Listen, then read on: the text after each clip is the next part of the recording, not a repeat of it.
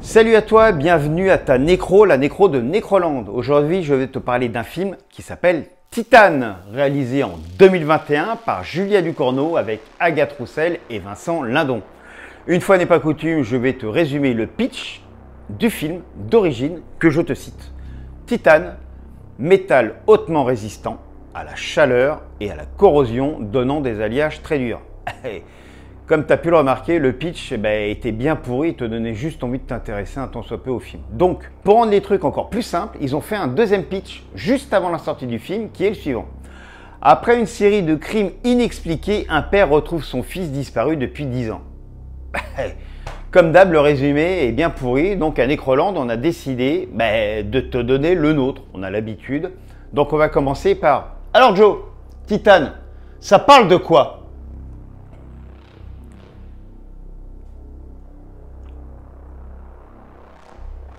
Eh bien non, Cyril, je refuse tout net de parler de ton film au nom suspect, là, ton Titane. J'en ai ras la casquette de tes films sur l'univers de la métallurgie, la ferronnerie ou trucs avec du métal. Marre de tes films où justement ça parle de cette musique du diable adorée par les chevelus agités. Non, moi, aujourd'hui, je viens te parler, enfin vous parler, non pas d'un film, mais de 2 films. Enfin si, au final, ça fait un film. Je m'explique. Je vais vous parler de ce que l'on appelle un crossover. On appelle un crossover toute histoire mêlant des personnages issus de 2 films ou 2 séries distinctes, mais qui sont dans une même histoire globale. Bref, je vais ici te parler du résultat du mélange entre Titane de Julia Ducournau et Us de Jordan Peele. Et voici d'ailleurs en avant-première l'affiche. Titanus. Et là, ne vois pas de rapport avec des exclamations qui pourraient être employées sur un chantier exclusivement masculin, quand une petite jeune femme au postérieur bien à l'étroit, dans un jean taille 34, passe par là. Hashtag Barbie. Hashtag Girl Power. Comme d'hab, c'est affligeant. Je t'ai demandé de potasser le film. Tu t'es encore collé sur Prime Video ou une autre connerie comme ça et t'as rien foutu, mais c'est pas grave. On en reparlera après, t'inquiète. Mais là, tu vas me faire crever avant l'heure. C'est pas possible. Donc, Titane, ça parle de quoi? Tout simplement, t'as une gonzesse qui, gamine, a eu un super accident de bagnole et se retrouve avec une plaque en titane dans la tête. Cette plaque va petit à petit la rendre un peu barrée et elle va décider de faire les 3 trucs qu'elle adore le plus dans la vie, à savoir 1. Baiser des mecs ou des meufs, 2. Tuer des mecs ou des meufs, et 3. Faire des striptease sur des bagnoles. Après un rassaut de tuning où elle nous fait un striptease sur une magnifique Cadillac de 1984, elle va être attirée dans la voiture pour pouvoir coucher, et je te le donne en mille, avec la bagnole. Ouais, c'est le seul film au monde où l'héroïne principale couche pas dans la voiture, mais couche avec la voiture. Comme elle va se retrouver poursuivie par les flics du fait de son passe-temps de serial killer, elle va se faire passer pour un gamin disparu depuis plus de 10 ans qui va retrouver son père.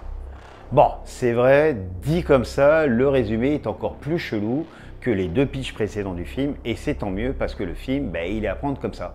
T'attends pas à voir un sempiternel film avec des bagnoles et des gonzesses vu que ça se passe dans l'univers du tuning au départ. On n'est pas dans Fast and Furious non plus, il n'y a pas de Toretto et pareil, il faut réfléchir cette fois-ci. Si t'as pas l'habitude de réfléchir ou de lire, ça va devenir un tantinet compliqué, je te l'admets. Donc effectivement, le film n'est pas du tout facile d'approche, un peu comme les films de Cronenberg ou de Lynch. Il est à traiter sur plusieurs niveaux. Si tu veux que je te simplifie tout ça, disons qu'une femme va s'habiller en homme pour changer d'identité afin d'échapper ou de modifier son destin. Tu as déjà vu ça dans plein de films. Tu as déjà vu ça dans Yentl avec Barbara Streisand, où une femme pour étudier va se faire passer pour un homme. Tu as déjà vu ça dans Victor Victoria avec Julie Andrews, où une femme pour pouvoir travailler dans un cabaret va se faire passer pour un homme se transformant en femme durant son spectacle. Bon, je sais, c'est un peu compliqué, mais c'est une comédie, c'est super bien, il faut que tu le regardes absolument.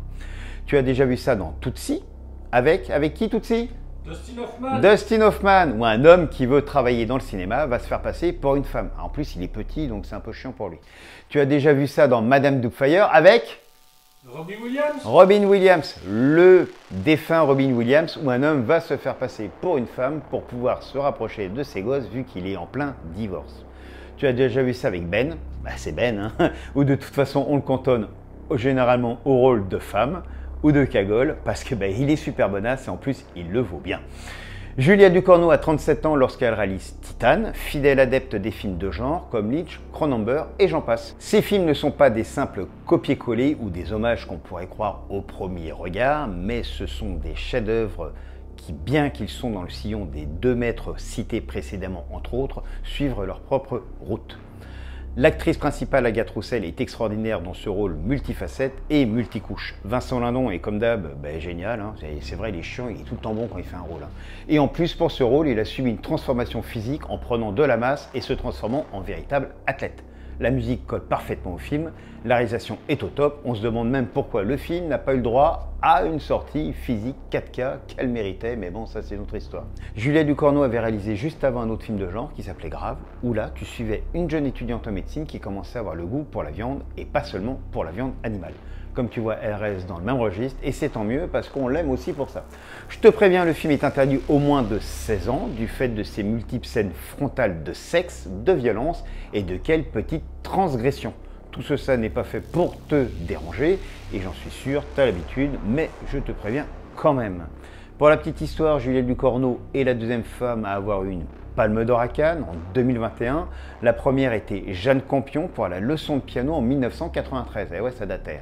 La 3e étant Justine Trier pour Anatomie d'une chute en 2023. Les 2 premières ont été encensées. La dernière, Justine, n'a malheureusement pas été félicitée ni encensée, car les rageurs lui ont bien fait fermer sa gueule vu qu'elle critiquait la politique culturelle française.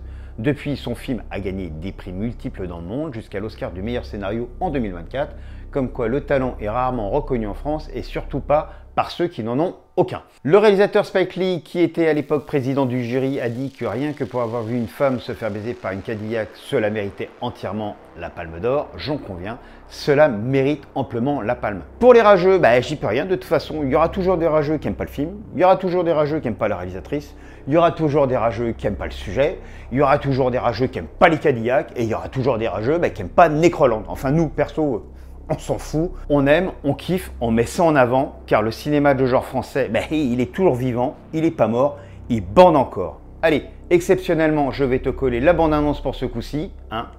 D'ici là, prochaine nécro, quand on aura le temps. D'ici là, porte-toi bien et sors couvert. Ciao, ciao.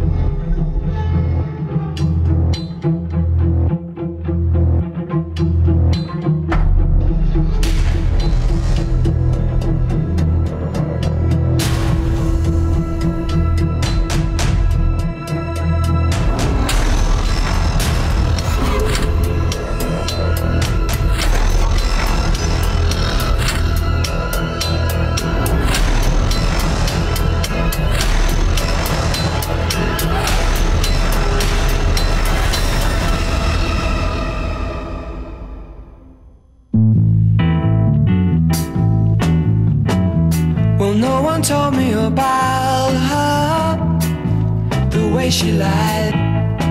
But it's too late to say you're sorry. How would I know? Why should I care? Please don't bother trying to find her. She's not there.